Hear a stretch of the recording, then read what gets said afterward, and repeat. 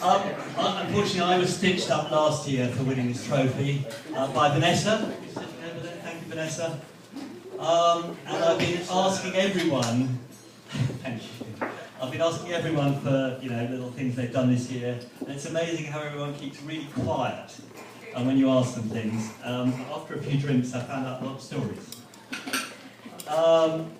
And I must remember the old Robin Tickner expression is never let the truth get in the way of a good story. So I've got a few here. Right, where do we start? The first one, skipper of a boat, doing that very rough race round the good winds.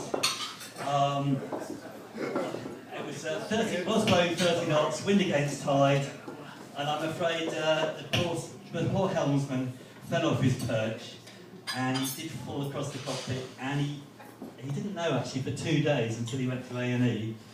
Where is he? Where's Harty? He's hiding. Harty actually broke 2 ribs and punctured his lung, so he's a good nomination for this trophy.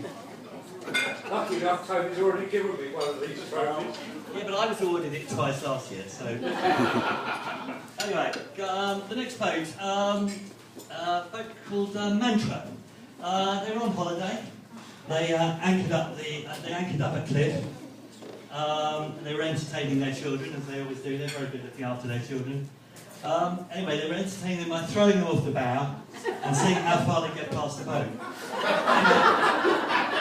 They threw them off the bow a little bit too far, and they went straight past the fender that was hanging off the back, and they had to up anchor and go into their...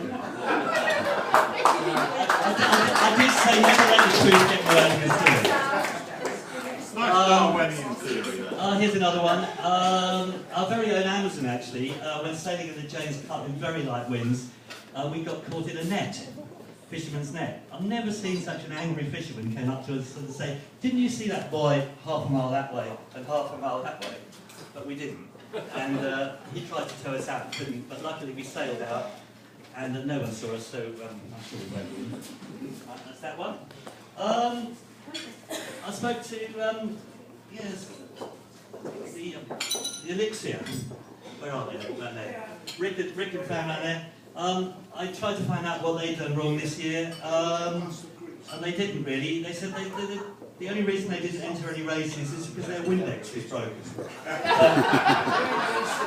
Unfortunately, that's not a very good reason. Robbie. Now, that's Mick and Roma's boat. They went round the whole way around France this year, as you know. They can't remember anything they did wrong. Because I think of all the wine they drank. But they did say, Roma did say that they were blessed by a priest halfway around France. Yeah. That's a very good nomination.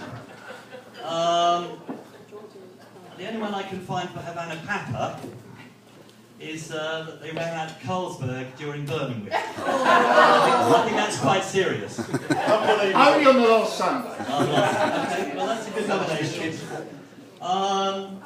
September. There's Herbie and Michelle at the far end there. I think they've been accused of cruising up and down the river with their central heating running. That's not on when we're all out racing, you know. Now, double trouble. I tried to dig the dirt in your crew, and they're very tight-lipped. But one of them did let me know that at the end of one of the autumn series races, after a very good night where you were trying to support the club by drinking as much as you could, you had to hand the helm over just at the end of the race to Tony when he started throwing up over the side. Sorry about that, Duncan. There's people still eating. Okay, sorry about that. Now, we get on to Tumbleholm. They're at the far end there. Bryn and Charlie. Where do you start? Well, where do we start with them, exactly? I'm really not sure. How many times did they go around this year? Yeah. How many times did they hit a buoy? I believe they lost 2 crew over the side. One punctured line. That was after an involuntary jibe. Is that about right? I can't think of any others, but there's some good nominations there. And then the end. Oh, there's another boat here on the back here. No, it's the same boat. The other boat I mentioned, yeah, Goosander. Now, they did their first feature race this year. And everything was going swimmingly, you know, they well, not quite swimmingly, but they were doing fine, you know, they got out the river, they navigated across the spitway. Great. Where are they going to? Brightonsea. I'm not sure that they got to Malden, but they certainly got to Bradwell. And it was then that Sarah Jane got out her iPhone and started navigating on the Google map, which is really good. And it's very, is that correct? Nearly correct. Yes. And they did eventually find their way to Brightonsea, but I'm afraid they were too late for dinner. So, my proposal for the winner of the Ordoings Trophy this year is... it is our Goosander crew.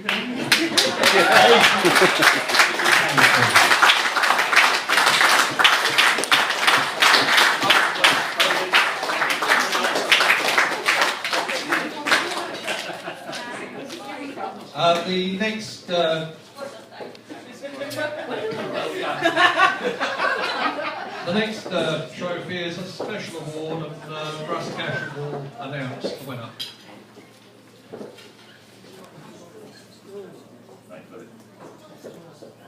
And I'm very impressed, Tony, that you came up with all those stories, bearing in mind at lunchtime you had nothing.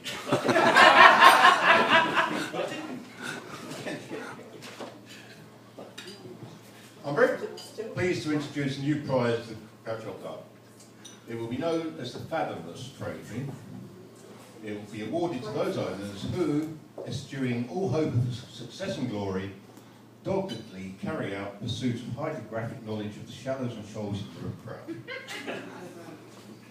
There was some debate in the committee as to whether this would be an annual presentation or a lifetime achievement. Anyway, the inaugural award this year goes to tumble home to Charlie Ball, Bryn Fisher,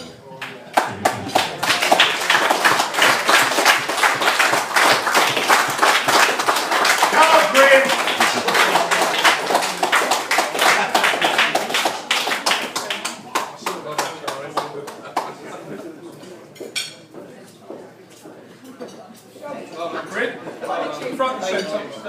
Fill it up. Yeah, fill it up. No, use it. Thank you very much.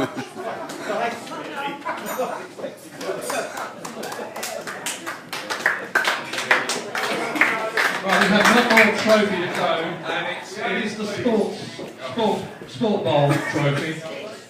And it's being awarded to someone whose unstinting support of sailing at the Crouch Yacht Club, and regardless of weather, is out there, always with a smile. Congratulations to Russ Cashel of Anapapa.